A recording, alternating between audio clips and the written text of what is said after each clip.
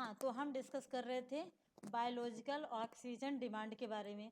तो जो भी हमारे पानी के अंदर लिविंग ऑर्गेनिज्म होते हैं, उनको अपने जीविकोपार्जन के लिए, किसी भी चीज़ को जीवित रहने के लिए, हमें जीवित रहने के लिए जैसे ऑक्सीजन की ज़रूरत होती है, जीने के लिए खाने की ज़रूरत होती है, सिमिलर वे में आपके जीव जंतु जो भी पानी में रह रहे हैं, तो वो भी आपका प्रकाश संश्लेषण की क्रिया करके ही अपना भोजन बनाते हैं। तो उसके लिए उनको ऑक्सीजन की ज़रूरत पड़ती है, उनको जीवित रहने के लिए।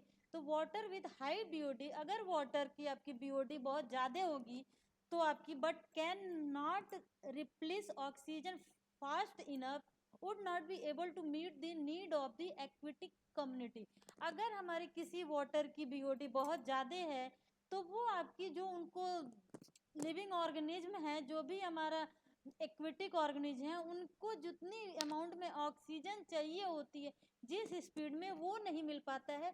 तो जिस वजह से उनकी पूरी कम्युनिटी जो होती है, जो उसमें रह रही है, उनकी लाइफ में आपकी जो होती है प्रॉब्लम क्रिएट हो जाती है। मे बी आपके उनमें से कुछ जो होते हैं वो आपके देखे होंगे, कई बार क्या होता है, पानी में पेड़ पत्ते उत्ते होते हैं, पेड़ जो होते हैं वो सूख जाते हैं। वो सब आपकी इसी वजह से होता है, क्योंकि उनको आपको जितनी अमाउंट में ऑक्सीजन की ज़रूरत थी उतनी अमाउंट में उन्हें नहीं मिली। तो उन्होंने अपना जो है फोटोसिंथेटिक्स की जो भी उनकी प्रोसेस थी वो उनकी कंप्लीट नहीं हो पाई। तो इसलिए वो जो जीव जंतु हैं, पेड़ पौधे हैं, वो ग्रो नहीं कर पाते हैं और वहीं पे अपना जो है लाइफ एंड कर देते हैं।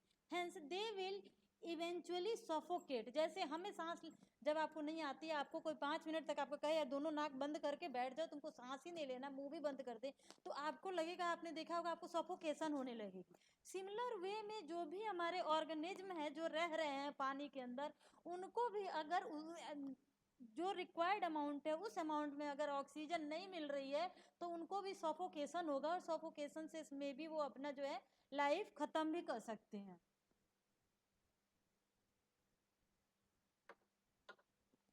Now rapid water can rapidly replace oxygen supply due two is fast flow. तो जो भी आपका पानी है, अगर आपका पानी जो है फ्लो हो रहा है, फ्लोइंग वे में है, रुका हुआ नहीं है, तो उस केस में हमारा क्या होगा, ऑक्सीजन की सप्लाई जो होती है वो कंटिन्यू आपकी रहती है ड्यू टू जो भी हमारा वाटर के फ्लो की वजह से। Lakes are less efficient at doing this. अब लेक है, लेक आपने देखा होगा कि वो शांत होते हैं, उसमें वाटर जो है जितना अमाउंट में है वो आपका शांत रहता है, वो मूव नहीं हो रहा है, फ्लो नहीं हो रहा है। तो इस वजह से वहाँ की जो डीओ होती है वो आपकी उतनी अमाउंट में नहीं होती है। तो आप देखोगे लेक वगैरह में जो लिविंग ऑर्गेनिज्म है, या जहाँ पे कंटिन्यूअस फ्लोइंग आपकी बॉडी है, रिवर वगैरह है, वहाँ पे आपके जो भी पानी के अंदर रहने वाले जीव जंतु हैं, उनके क्वांटिटी में आपकी डिफरेंस होती है। प्योर वाटर बीओडी जो होती है, जो भी हम प्योर वाटर की बीओडी की बात करें तो उसकी बीओडी आपकी होती है 1 ppm पार्ट पर मिलियन होती है आपकी। अगर कोई पोल्यूटेड वाटर है तो पोल्यूटेड वाटर की बीओडी आपकी कितनी होगी, 5 ppm या उससे ज़्यादा होगी, तो हम कहेंगे ये वाटर आपका पोल्यूटेड है, इसको ट्रीटमेंट की ज़रूरत हमें है।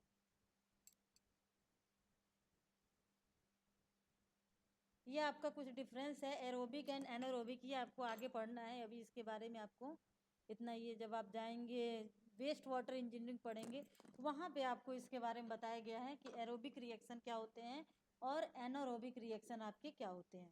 यहाँ आप देख रहे हैं थर्मल वाटर पोल्यूशन, ये हमारा कोई समुद्र है, समुद्र के अंदर ये देखिए एक जीव जंतु रह रहे हैं, और आपकी यहाँ जो है टेम्परेचर की वजह से पानी आपका बहुत पोल्यूटेड हो गया है। तो ये जो है जो प्राणी है, जीव जंतु, इसकी क्या हालत हुई है, ये किस तरह से आपका एक कोने में ऐसे पड़ा हुआ है। नाउ सोर्सेज आपके क्या होते हैं, careless discharge of heated water that it is in industrial place से। कहीं भी पानी आपकी पोल्यूटेड क्यों होती है, वहाँ पे पानी के अंदर आपने देखा होगा जो भी इंडस्ट्री होती है, इंडस्ट्री वगैरह में हमारा गर्म पानी वगैरह का काम होता है, वो पानी डायरेक्ट वे में हम क्या करते हैं, पास में ही जो रिवर वगैरह फ्लो हो रही है उसमें हम डिस्चार्ज कर देते हैं। तो जब आप उसमें डिस्चार्ज करेंगे तो वहाँ पे हमारे जो भी जीव जंतु रह रहे हैं, जो भी एल्गी आपकी जीव रह रही हैं, तो वो जो होंगी उनकी लाइफ जो होगी, मे बी वो आपके सारे जल भी जाते हैं, या यहाँ पे फिगर में जो ग्रीन ग्रीन दिख रहा है यही सब आपकी एल्गी हैं। ये जो छोटे पानी में जो आपके पेड़ पौधे निकलते हैं उसको हम बोलते हैं algae. Removal of shading vegetation, तो आपके इसके होते हैं पत्ते होते हैं जो पानी के ऊपर तैरते रहते हैं, यही प्रकाश संश्लेषण की क्रिया के द्वारा अपना भोजन बनाते हैं और जिससे ये आपके पानी के अंदर जीवित रहते हैं। अब आपकी बीओडी कैसे हमारी इफेक्ट करती है, कैसे आपकी चेंज होती है बीओडी पे। अगर हमारा पानी का टेम्परेचर बढ़ रहा है तो आपकी बीओडी जो होगी वो चेंज हो जाएगी। सॉल्युबिलिटी ऑफ वाटर डिक्रीजेज, अगर पानी में जो भी आपके सोलूबल आइटम्स अवेलेबल हैं जो कि उस लिविंग ऑर्गेनिज्म के लिए आपके फायदेमंद हैं, अगर उनकी अमाउंट जो होती है वो डिक्रीज हो रही है तो इससे भी हमारे उनकी लाइफ पे इफेक्ट आपका पड़ता है। Metabolic rate of aquatic organism increases, अगर आपकी जो है जो भी उसमें आपके एक्वेटिक ऑर्गेनिज्म रह रहे हैं आपकी रेट जो है मेटाबॉलिक रेट इंक्रीज हो रही है, तो इसकी वजह से हमारा इफेक्ट होता है। डिमांड फॉर ऑक्सीजन इंक्रीजेज, अगर आपकी पानी में ऑक्सीजन की डिमांड इंक्रीज हो रही है तो आपकी बीओडी जो होगी वो अफेक्ट करेगी। Now comes to the chemical oxygen demand, जिसको हम बोलते हैं सीओडी। इसका भी आपका जो है रिलेशन है, ये अगेन ये भी आपके the organic matter present in sewage. अभी मैंने बताया कि आपका बीओडी और सीओडी जो है हम नॉर्मली जो निकालते हैं वो वेस्ट वाटर के लिए कैलकुलेट करते हैं, तो आपका सीओडी क्या होता है, दी जो भी ऑर्गेनिक मैटर आपका सीवेज वाटर में अवेलेबल होते हैं can be measured in number of, वो डिफरेंट तरीके से उसको मेजर कर सकते हैं कि उस पानी में कितने ऑर्गेनिक मैटर प्रेजेंट हैं। Organic matter is often access in term of oxygen required to completely oxidize the organic matter to CO2, तो CO2 एंड H2O, तो उस जो भी ऑर्गेनिक मैटर को आपको कंप्लीटली वो करने के लिए कितने अमाउंट में हमें ऑक्सीजन की रिक्वायरमेंट होती है इसके ऊपर आपकी डिपेंड करती है COD. The oxygen required to oxidize the organic matter present in a given waste water, waste water में कितने आपके डिफरेंट हार्मफुल जो आपके मैटर्स हैं ऑर्गेनिक मैटर्स हैं उसको आपको पूरी तरह से फिनिश करने के लिए ख़त्म करने के लिए हमें कितनी अमाउंट में वाटर ऑक्सीजन की रिक्वायरमेंट होती है कैन बी थ्योरेटिकली कैलकुलेटेड, इसको हम फॉर्मूला होते हैं उससे कैलकुलेट कर सकते हैं। If the organic compound and their concentration are known, अगर आपकी जो भी वेस्ट वाटर है उसमें पता है कि किस किस तरह के ऑर्गेनिक मैटर है, तो अगर ये पता है और वो कितने अमाउंट में प्रेजेंट है, जैसे कि आपने देखा होगा जो भी आपके किचन वगैरह से वेस्ट निकलते पानी निकलता है उसमें डिफरेंट तरह से वो पानी हमारा वेस्ट वाटर होता है क्योंकि उसमें आपके ऑयल्स भी प्रेजेंट होते हैं और समटाइम्स हम क्या करते हैं नाली में आपने देखा होगा छोटे छोटे आपके जो खाने के वो चीज़ें रहती हैं जो नाली के थ्रू इजिली फ्लो हो जाती हैं वो सब रहती हैं, तो ये सारे आपके जो ऑर्गेनिक मैटर है कुछ तो उसमें डिजॉल्व हो जाते हैं, जो भी मैटर ऑर्गेनिक मैटर है कुछ आपके एज इट इज बने रहते हैं, तो वो अगर पता चल जाए कि हमारा जो भी किस किस तरह के ऑर्गेनिक मैटर है और कितने कितने अमाउंट में है, तो इससे बेसिस पे हम थ्योरेटिकली फॉर्मूला लगा के हम कैलकुलेट कर सकते हैं कि उस वाटर में कितना आपका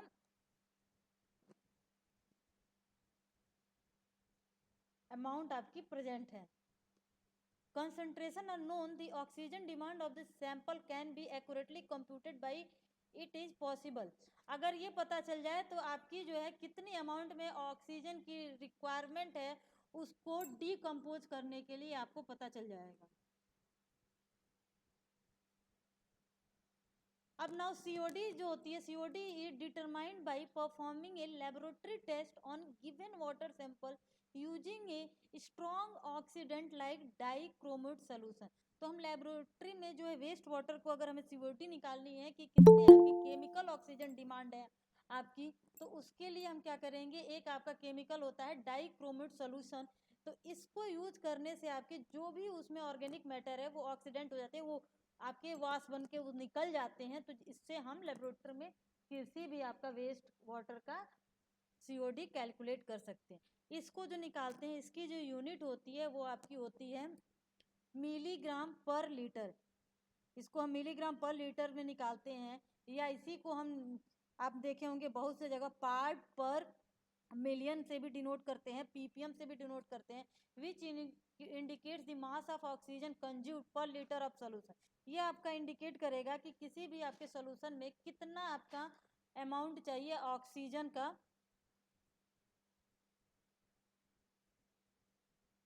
अब यहाँ पे आपका है सीओडी की डिफिनीशन। सीओडी क्या है? COD is the total amount of oxygen required to chemically oxidize the biodegradable and non biodegradable organic matter. आपकी जो भी ऑर्गेनिक मैटर होते हैं, इन्वायरमेंटल स्टडीज अगर लेबोरेटरी आपने की होगी तो उसमें आपको बताया गया था ऑर्गेनिक मैटर एक आप दो तरह के होते हैं, एक बायोडिग्रेडेबल होते हैं और एक नॉन बायोडिग्रेडेबल होते हैं। तो जो बायोडिग्रेडेबल होते हैं वो ऑर्गेनिक मैटर जो समय के साथ साथ जो आपके जो है जिनकी क्वांटिटी है, जो अमाउंट है वो डिग्रेड हो जाते हैं, उसको हम बोलते हैं बायोडिग्रेडेबल। और नॉन बायो जैसे कि आपके जो भी आपके किचन के वेस्ट निकलते हैं, पेड़ पौधों के जो वेस्ट निकलते हैं, ये सारे हमारे बायोडिग्रेडेबल होते हैं। म्युनिसिपल वेस्ट जो निकलते हैं, ठीक है, आपके अगर इसको आप कहीं रख दीजिए तो ये समय के साथ साथ आप देखेंगे कि ये आपके डिग्रेड हो जाते हैं, खत्म हो जाते हैं इनकी अमाउंट। लेकिन जो नॉन बायोडिग्रेडेबल होते हैं वो आपके टाइम के साथ साथ उनकी अमाउंट में आपका कोई डिग्रेडेशन नहीं होता है, वो जैसे आज थे मे बी वैसे ही आपके 100 ईयर्स बाद भी रहेंगे।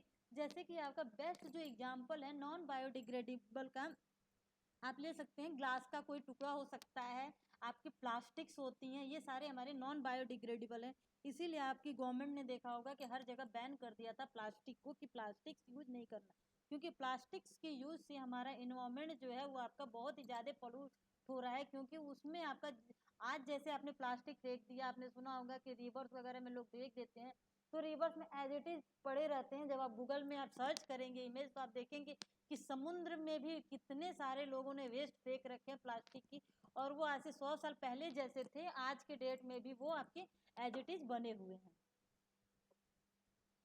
नाउ इसकी हिस्ट्री क्या है? Earlier potassium permanganate was use as an oxidizing agent. सबसे पहले जो हम यूज करते थे, अभी आपको बताया कि अभी हमने बताया डाइक्रोमेट सोल्यूशन आता है, इसको हम यूज करके किसी भी वेस्ट वाटर में जो भी हमारे ऑर्गेनिक मैटर प्रेजेंट है, चाहे वो बायोडिग्रेडेबल है या नॉन बायोडिग्रेडेबल है, उनकी जो भी नॉन बायोडिग्रेडेबल होते हैं, तो एक तो जब भी हम उसको वाटर का ट्रीटमेंट करते हैं तो आपके डिफरेंट तरह के फिल्टर लगे रहते हैं, एक बड़ी जाली वाली लगी रहती है, तो जो भी हमारे बड़े बड़े अमाउंट्स में ऑर्गेनिक मैटर वाटर में प्रेजेंट हैं वो तो वहीं पे ब्रेक हो जाते हैं। कुछ आपके अमाउंट आपके होते हैं जो उससे छोटे होते हैं, जो आपके उससे उससे फ्लो होके आ जाते हैं, तो उसके लिए आपका अलग फिल्टर लगा रहता है। कुछ आपके ऑयल एंड ग्रीस होते हैं उसमें, तो उसके लिए हमारा अलग चैम्बर बना होता है। तो उसमें आपको वहाँ से कैसे हम वाटर को ट्रीट करते हैं, आपको कहीं कभी ले जाया जाएगा, यहाँ पे कहीं आसपास सराउंडिंग में वाटर ट्रीटमेंट प्लांट होगा या सीवेज ट्रीटमेंट प्लांट, तो वहाँ जब आप जाएंगे देखेंगे तो वहाँ आपको पता चलेगा कि वाटर जो भी वेस्ट वाटर है उसका ट्रीटमेंट हमारे कितने स्टेप्स में होते हैं। और आगे जब वेस्ट वाटर आप पढ़ेंगे तो उसके स्टेजेस भी बताए जाएंगे कि कैसे आपके कौन कौन से स्टेज होते हैं, प्राइमरी स्टेज होता है, सेकेंडरी स्टेज होता है, हम कैसे उसको वाटर को ट्रीट करते हैं। तो पहले हम यूज करते थे ऑक्सीडाइजिंग एजेंट के रूप में पोटेशियम पर मैग्नेट को, बट आज के डेट में हम उसको जो है यूज नहीं करते हैं। क्यों? It indicate that potassium permanganate were not very effective in oxidizing all the organic matter present. क्योंकि आपके जो भी आपके उस वेस्ट वाटर में ऑर्गेनिक मैटर प्रेजेंट थे वो सारे उस ऑर्गेनिक मैटर को ऑक्सीडाइज करने में वो आपका सक्सेसफुल नहीं होता है। इसलिए अब जो है हम डाइक्रोमेट का यूज करते हैं। CO2 value were very much lower than that of fifth day BOD. जब हम जो है फिफ्थ डे की बीओडी निकालती हैं उस समय आपकी जो CO2 वैल्यू आती है वो बहुत ही कम आती है। इट इंडिकेट्स दैट, ये तो हो गया, after that other oxidizing agent like ferric sulphate, potassium iodate and potassium dichromate were also use. आपके कई तरह के आपके रिएजेंट होते हैं जिसको हम ऑक्सीडाइजिंग एलिमेंट्स के रूप में यूज करते हैं। तो ये आपके उसके उस केमिकल्स के नाम है जिसमें से आपको जो मर्जी उस केमिकल्स को यूज करके हम ऑर्गेनिक मैटर जो भी प्रेजेंट है उस वेस्ट वाटर में उसको हम रिमूव कर सकते हैं, ऑक्सीडाइज कर सकते हैं। अब यहाँ potassium dichromate was found to be the most effective. इसको हम जो मानते हैं डाइक्रोमेट जो है वो आपके मोस्ट इफेक्टिव है। क्यों? क्योंकि completely oxidize all organic matter, जो भी उसमें जितने भी ऑर्गेनिक मैटर प्रेजेंट होते हैं वो पोटेशियम डाइक्रोमेट उसको पूरी तरह से ऑक्सीडाइज कर देता है। और ये आपके अदर केमिकल के कंपैरिजन में ये हमारा सस्ता भी होता है और इजी टू प्योरिटी, इसकी प्योरिटी भी जो होती है वो इजी होती है। अब सीओडी टेस्ट हम कैसे परफॉर्म करते हैं डाइक्रोमेट प्रिंसिपल के बेस पे लेबोरेटरी में, तो यहाँ लिखा हुआ है water sample is reflux in strong acidic solution with A known excess amount of potassium dichromate. जो भी वाटर सैंपल लेंगे उसमें आपकी जो होती है नोन अमाउंट में एक आपकी क्वांटिटी पोटेशियम डाइक्रोमेट की हमें पता होती है कि हमें 2 मिलीग्राम ऐड करनी है, कितनी ऐड करनी है, उस सोल्यूशन में हम उसको डाल देते हैं। उसके बाद से उसका जो उसमें लीड जो होती है आपकी जो भी कोनिकल फ्लास्क होता है लीड के साथ होती है, उसको बंद कर देते हैं। After digestion the remaining unreduced potassium dichromate is titrated with ferrous ammonium sulfate to determine potassium dichromate consume. अब कितना अमाउंट में पोटेशियम डाइक्रोमेट आपका जो है कंज्यूम किया गया है ऑक्सीडेशन के लिए, उसको निकालने के लिए आपकी जो हम क्या करते हैं फेरस अमोनियम सल्फेट के साथ उसका टाइट्रेशन जब करेंगे तो आपको उससे अमाउंट पता चल जाएगी कि इतनी अमाउंट में डालने पे ये हमारा जो है वाटर से आपके ऑर्गेनिक मैटर्स को रिमूव कर देता है। This gives us the oxidizable organic matter in term of oxygen equivalent. Procedure यहाँ दिखा हुआ wash 30 ml round bottle refluxing flask. उसके बाद से क्या करते हैं उस फ्लास्क में हम हाइड्रोजन सल्फेट 10 ml सैंपल लेते हैं। ये आपको लेबोरेटरी में परफॉर्म करनी है जब आपकी क्लासेस शुरू होंगी और लैब जब शुरू हो जाएंगे तो आपको ये सीओडी बीओडी डीओ ये सारे एक्सपेरिमेंट आपको लेबोरेटरी में दिए हुए हैं करने के लिए। तो उसमें आप क्या करेंगे HgSO4 10 ml लेंगे और 5 ml पोटेशियम डाइक्रोमेट लेंगे और 15 ml H2SO4 कंसनट्रेटेड फॉर्म में लेंगे, उसी फ्लास्क में डालेंगे। उसके बाद से उसी जो भी हमारा कोनिकल फ्लास्क है उसमें हम सिल्वर सल्फेट की थोड़ी सी अमाउंट ऐड करते हैं। उसके बाद से उसको हम क्या करते हैं मैम कब तक क्लास खुल जाएंगी? 1 मिनट रुको अभी बताती हूँ, ये ओवर हो जाता है तो बताती हूँ। उसके बाद से उसको लीड को बंद कर दिया हमने अच्छे से और उसको अच्छे तरीके से जो भी हमने केमिकल डाला पानी में उसको मिला दिया और 2 घंटे के लिए हमने रख दिया। नेक्स्ट उसके बाद क्या करते हैं cool and add little amount of distilled water to flush through the concentrator. अब आपका ऐसा पानी हमने लिया था तो आपके कुछ गैप उसमें रह जाते हैं बॉटल में, तो उसके बाद से हम क्या करेंगे उसको ठंडा पानी जो भी हमारा डिजिटल वाटर है थोड़े अमाउंट में उस फ्लास्क में ऐड करेंगे जिससे कि हमारा जो फ्लास्क है उसकी लीड तक पानी आ जाए। देन उसको हम बंद कर देते हैं लीड को। उसके बाद से उसको हम क्या करते हैं टाइट्रेट करते हैं उस सोल्यूशन को यूजिंग फेरस इंडिकेटर से फिर टाइट्रेट करेंगे। उसके बाद से जैसे ही उसका कलर रेडिश ब्राउन आ जाएगा end point green colour to, जब उसका कलर रेडिश ब्राउन आ जाएगा तब तक हम उसको टाइट्रेट करते हैं। ये आपकी लेबोरेटरी में आपका इक्विपमेंट्स भी है सीओडी ऑपरेटर्स, उसी में हम इसको करते हैं एक्सपेरिमेंट को परफॉर्म। उसमें आपके 6 जो है फ्लास्क लगे हुए हैं कोनिकल फ्लास्क और उसमें टाइट्रेशन के लिए भी लगा हुआ है।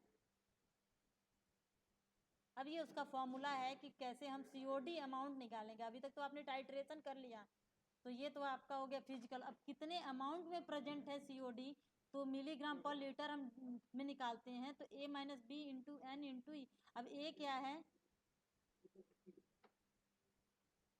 फेरस अमोनियम सल्फेट कितने अमाउंट में रिक्वायर्ड है, रिक्वायर्ड फॉर ब्लैंक।